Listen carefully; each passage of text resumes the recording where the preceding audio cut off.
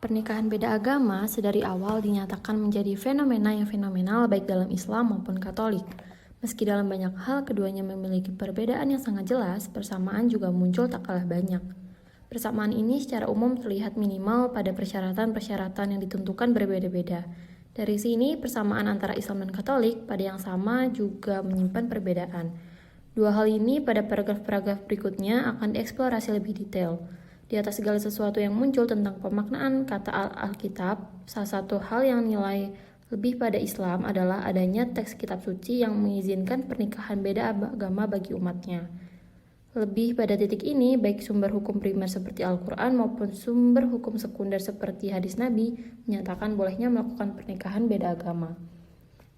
Persoalan tentang pernikahan beda agama dalam Islam ternyata tidak berhenti sampai di situ. Dalam baik pada zaman ulama salaf maupun zaman sekarang, masih ada akan pernikahan beda agama. Lebih dari itu, kini menjadi lebih tegas dengan munculnya pelarangan pernikahan beda agama. Larangan tersebut datang dengan latar argumen bahwa ada lagi umat yang sudah bisa dikatakan ahli Alkitab dan tidak terjadi mutasi awal dan agama umat Islam yang melakukan pernikahan beda agama. Parahnya hal itu oleh undang-undang perkawinan yang dimiliki oleh Indonesia. UU Perkawinan Indonesia terlihat masih membatasi, tidak memfasilitasi, bahkan dapat melarang pernikahan beda agama. Kalaupun boleh, persyaratan yang harus dipenuhinya begitu berat, hampir-hampir tidak memungkinkan untuk melangsungkan pernikahan beda agama. Untuk yang terakhir ini tentunya tidak hanya dialami oleh umat Islam, melainkan juga umat Katolik atau umat agama lain yang ada di Indonesia. Kitab Ulangan 7 ayat 3-4 menyebutkan bahwa bangsa Israel dilarang kawin dengan bangsa-bangsa di luar Israel. Israel dalam konteks itu artinya umat Kristen atau Katolik juga tidak menikah dengan bangsa lain atau umat lain. Namun dalam hukum kanonik, sikap gereja Katolik tampak lebih melunak. Meski kemungkinan melakukan pernikahan beda agama dengan berbagai persyaratan yang sama sekali tidak mudah, nampak pun begitu. Tampak bahwa gereja lebih memiliki kesadaran untuk tidak melarang pernikahan beda agama. Melarang seseorang untuk memilih pasangan hidup yang merupakan hal yang tidak bijaksana. Dengan kejadian ini, Paulus kemudian menulis, kalau ada seorang saudara beristrikan seorang yang tidak percaya dan perempuan itu mau hidup bersama-sama dengan dia, janganlah seseorang itu menceraikan dia. Dan kalau ada seorang istri yang tidak percaya dan laki-laki itu mau hidup bersama-sama dengan dia, janganlah dia menceraikan laki-laki itu. Kembali membicarakan tentang persyaratan yang harus dipenuhi bagi pasangannya, hendaklah melakukan pernikahan beda agama dalam Katolik, hal itu tetap memberatkan. Contohnya, pasangan yang bukan beragama Kristen harus menerima prinsip-prinsip moralitas hidup Kristen yang dijalankan oleh pasangannya. Meski tanpa menyebut syarat untuk berganti agama menjadi Kristen, pernyataan ini sendiri sebenarnya bukan datang dari Tuhan tapi dari Paulus. Paulus yakin bahwa pernikahan ini tetap suci sebagaimana yang dikatakan oleh Korintus 7:14, karena suami yang tidak percaya itu dikuduskan oleh istrinya dan istri yang tidak dipercaya itu dikuduskan oleh suaminya. Dispensasi seperti yang disebutkan di atas pun baru bisa dilakukan jika izin dari gereja setempat dengan mengikuti persyaratan yang sudah ada ditetapkan. Dispensasi dari uskup ini juga baru dapat diberikan jika di antara kedua pasangan pernikahan beda agama ini memiliki kesadaran untuk membina keluarga yang baik dan utuh setelah pernikahan, juga untuk kepentingan pemeriksaan memastikan tidak adanya halangan pernikahan. Tanpa adanya syarat-syarat tersebut, maka uskup belum bisa memberi izin untuk melakukan pernikahan beda agama. Pasangan yang ingin melakukan pernikahan beda agama harus membuat perjanjian lisan maupun tulisan di depan saksi mengenai janji yang sudah dinyatakan. Perjanjian tersebut kewenangannya dipegang oleh wali gereja. Syarat-syarat di atas harus benar-benar diperhatikan oleh pasangan pernikahan beda agama, karena jika syarat-syarat itu tidak terpenuhi, maka pernikahan itu tidak sah. Di atas segalanya, syarat-syarat yang rumit yang sebenarnya dilakukan adalah sebagai upaya untuk memindahkan agama dari Katolik ke agama lain, atau minimal mencegah menurunnya penganugerahan setelah kawin dengan agama lain. Meski demikian, Islam kemudian menunjukkan perkembangan bahwa pendapat dan tafsir atas ini perlu dikaji ulang dengan melihat pada konteks ayat tersebut. Ayat tersebut mungkin relevan jika dikorelasikan dengan konteks urutannya ayat di Jazirah Arab pada abad ke-6 Masehi. Pada masa itu, dominasi jenis kelamin laki-laki yang didukung dengan kuat, sedangkan kaum perempuan tidak memiliki daya apapun jika berhadapan dengan laki-laki. Akan tetapi, sekarang ini asumsi tersebut tidak lagi dapat dijadikan patokan. Seorang ibu kini justru lebih dekat dengan anak-anak mereka, maka peluang untuk menanamkan pengaruh dalam keagamaan menjadi lebih potensial yang dilakukan sang ayah. Karena itu, kemudian muncullah sebuah ide untuk mengetahui jenis kelamin dari pihak yang melakukan pernikahan beda agama tersebut. sesuai dengan agama, memenuhi segala persyaratan yang ditentukan oleh hukum kanon. Dalam hal ini, Katolik terlihat lebih egaliter dari Islam yang masih kental patriarkis.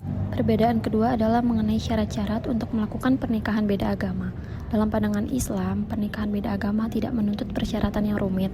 Semua berlaku seperti pernikahan biasa.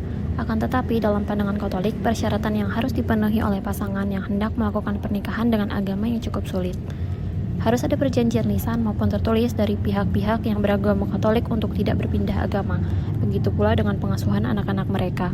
Pandangan Katolik menuntut penilaian pendidikan agama anak-anak pernikahan beda agama dalam didikan gereja.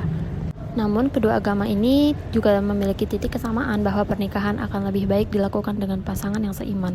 Dalam pandangan Islam disebutkan dalam Al-Baqarah ayat 221 bahwa wanita budak yang beriman lebih baik dibandingkan dengan wanita kafir yang merdeka. Disebutkan pula dalam hadis bahwa dalam memilih pasangan ada 4 hal yang harus diperhatikan, yaitu dari aspek kecantikan, keturunan, kekayaan, dan agama. Dan aspek agama inilah yang paling penting untuk dipertimbangkan. Senada dengan pandangan Islam, pandangan Katolik pun menganggap bahwa pernikahan akan lebih sempurna bila penganut Katolik menikah dengan seorang yang seiman. Lebih jauh lagi, dalam menyikapi fenomena keragaman Indonesia, terutama konteks agama, lebih baik dari kalangan Islam maupun Katolik sama-sama memunculkan pihak yang cukup bijaksana dengan menganggap pernikahan beda agama sebagai konsekuensi yang tidak bisa dihindari lagi. Dimensi pluralitas bangsa ini menjadi ancaman yang sangat berbahaya bagi bangsa jika tidak disikapi dengan bijak. Melarang pernikahan antaragama sama dengan menghilangkan memungkinkan terjadinya akulturasi dan peleburan simpul-simpul sosial bangsa. Tampak bahwa paling kontemporer pada kedua agama memiliki kesamaan bahwa pernikahan beda agama adalah sesuatu yang tidak terlarang, bahkan tanpa pembedaan jenis kelamin dan persyaratan yang ketat terlebih dahulu harus dipenuhi oleh para pelaku pernikahan. Sebuah kondisi saya yang menggembirakan.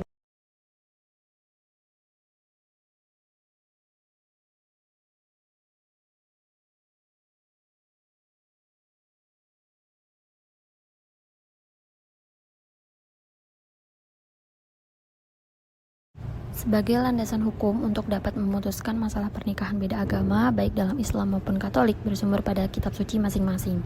Meski terdapat perbedaan pendapat dan sebagainya, baik kitab suci maupun Katolik memiliki kesamaan sikap dalam menjawab masalah pernikahan beda agama. Islam maupun Katolik menyatakan bahwa pernikahan beda agama adalah sesuatu yang terlarang secara agama. Namun demikian, masing-masing menyisakan celah untuk kemungkinan dilangsungkannya pernikahan beda agama. Dalam hal ini, kitab suci Islam yaitu Al-Quran lebih menyikapi tentang fenomena pernikahan beda agama. Meski berjalan secara evolusioner, Al-Quran kemudian secara eksplisit menyatakan bahwa pernikahan beda agama dalam Islam diperbolehkan. Dalam tulisannya, isi Al-Quran menyatakan dengan tegas bahwa lelaki muslim boleh menikahi perempuan Alkitab atau non-muslim.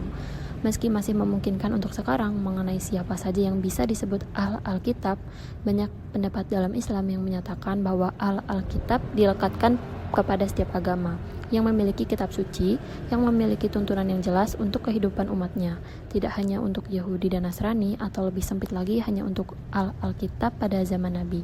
Tulisan ini isi yang berada dalam kitab suci Katolik. Tidak ada yang menyatakan secara eksplisit mengenai bolehnya pernikahan beda agama yang melibatkan umat Katolik. Untuk itu, baru ada ketika membaca hukum kanon gereja. Itu pun pasangan yang ingin melakukan pernikahan beda agama terlebih dahulu diharuskan untuk memenuhi persyaratan yang tidak ringan seperti yang tercantum dalam kanon 1125 dan 1126. Bahwa penafsiran belakangan ini banyak bermunculan, baik di Islam maupun Katolik, menerbitkan harapan baru untuk pasangan yang berbeda agama agar dapat membangun hubungan keluarga dalam pernikahan. Penafsiran demikian tidak lain merupakan refleksi panjang atas fakta pluralitas kehidupan masyarakat Indonesia yang multiagama, budaya, bahasa, dan sebagainya. Inilah yang menjadikan pernikahan beda agama tidak mungkin lagi untuk dapat dihindari. Selain itu, banyak kasus pasangan yang menikah meski masing-masing pasangan membangun atau menganut agama yang berbeda dalam sebuah keluarga yang sejahtera, atau dalam bahasa Islam sakinah mawaddah warohmah. Keluarga dari pasangan pernikahan beda agama menjadi keluarga yang memiliki kadar toleransi yang sangat besar. Sikap demikian yang sebenarnya sangat konstruktif untuk memelihara fakta pluralitas yang ada di Indonesia. Pluralitas tidak bisa disikapi dengan eksklusivitas, melainkan saling menghormati dan toleransi. Itu akan sia-sia jika upaya untuk dapat memajukan dialog antar agama, jika umat masing-masing agama tetap merasa eksklusif dengan umat dari agama lainnya.